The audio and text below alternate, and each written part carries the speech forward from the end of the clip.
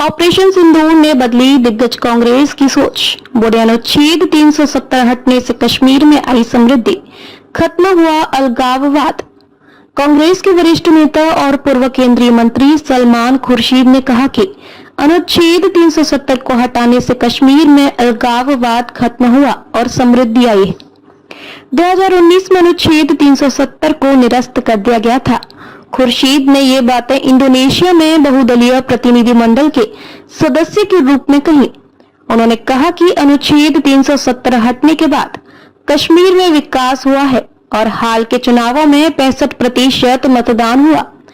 Khurshid Indonesia में think tank और शिक्षाविदों के सदस्यों से बात कर रहे थे।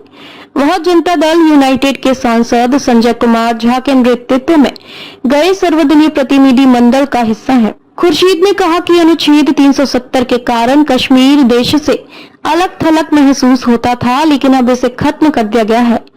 कश्मीर में आई समृद्धि को बिगाड़ने की कोशिश। सलमान खुर्शीद ने कहा कि अनुच्छेद 370 हटने के बाद कश्मीर में माहौल बदला है। उन्होंने पिछले साल हुए चुनावों में 65% मतदान का उदाहरण दिया। उन्होंने कहा कि कश्मीर में अब एक निर्वाचित सरकार है।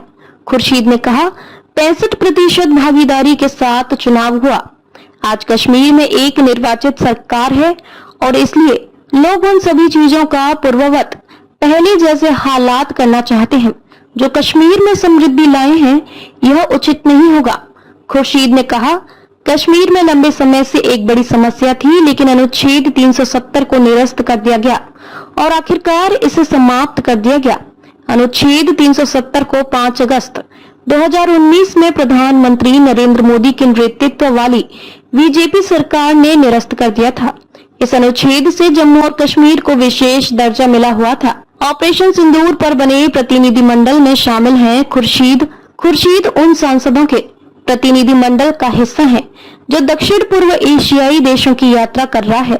इस प्रतिनिधिमंडल में बीजेपी सांसद अपराजिता सारंगी, ब्रजलाल प्रदन बरुआ और हेमंग जोशी, टीएमसी के अभिषेक बनर्जी, सीपीएम के जॉन ब्रिटास और पूर्व भारतीय राजदूत मोहन कुमार शामिल है।